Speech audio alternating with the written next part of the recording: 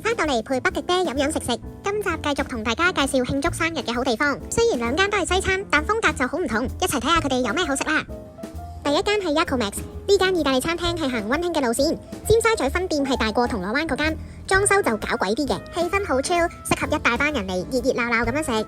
今次就係同我朋友薯條姐嚟食。呢度嘅 menu 都做得好用心有趣，會有好多得意搞笑位㗎。我叫咗杯紅啤啤白桃蘇打，佢連住一包熊仔糖上，好搞笑啊！薯條嚟到啦，我會幫我 friend 改名叫薯條姐，係因為佢有薯條就必叫嘅。呢個就係意大利婆婆日煮夜煮俾啲孫仔食嘅肉醬意粉，係佢哋嘅招牌菜式嚟㗎。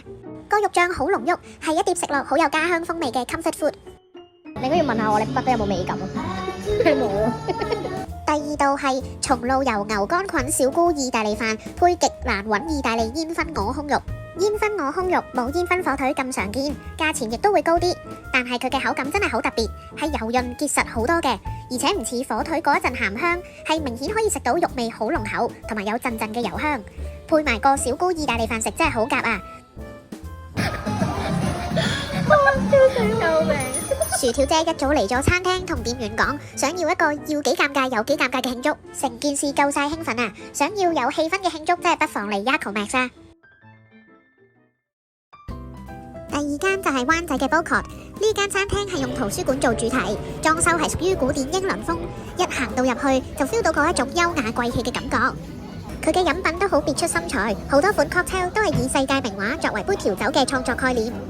我係叫咗 Irises， 以梵高嘅名畫做靈感㗎。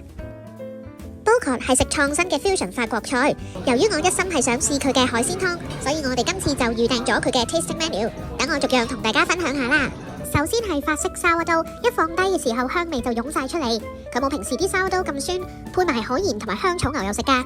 同時間 hors d'oeuvre 都嚟到，有吞拿魚腩塔塔配煙燻沙甸魚慕士、魚子醬日式高湯啫喱撻，同埋我最中意嘅紅蝦塔塔脆薯筒。呢個北海道海膽係用咗海膽殼做容器，底層係好鮮甜嘅蟹肉，跟住係有一層墨魚汁薄膜嘅蠔啫喱，面頭再放上北海道海膽，再淋埋海膽汁，成碟菜好有驚喜㗎。跟住就係龍蝦，用咗龍蝦刺身同埋蘆筍，再加上山椒檸檬泡沫汁。不過個山椒汁我就覺得太辣太搶啦，蓋過咗龍蝦本身嗰個味。到咗我最期待嘅馬賽魚湯啦！一上菜嘅時候會淨係見到得海鮮喺度，有蜆、燒大蝦、魚等等，跟住店員就會倒入好香濃嘅海鮮濃湯。啲蜆肉係我對呢一道菜印象最深嘅，佢嗰個 just right 嘅熟度，鮮甜爆汁嘅口感真係好正㗎。海鮮湯都好好味，講真佢唔係我心目中最好飲嗰個海鮮濃湯，不過佢真係啖啖都係海鮮味爆發，係一份出色嘅馬賽魚湯嚟㗎。下一道係 Red Grouper， 件魚外皮香脆，魚肉就肉甜嫩滑，配住羊肚菌、魚、蠔嘅忌廉汁，仲有龍蝦油添，簡直係鮮味到爆啊！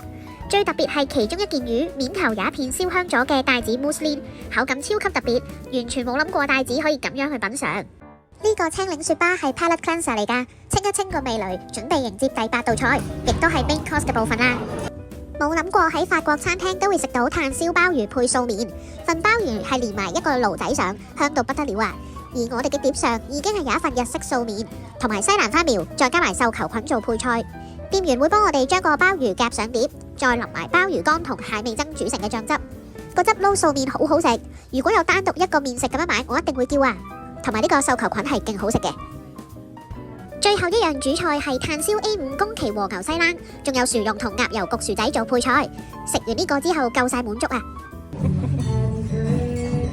是日重點嚟啦，呢度嘅 live band 會行去台度幫壽星唱生日歌，好有儀式感㗎。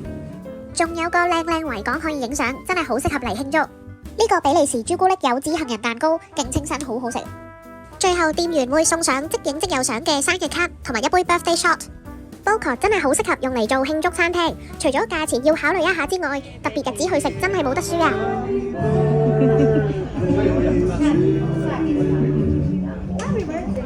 今日就介紹到呢度，下次再同大家食過啦。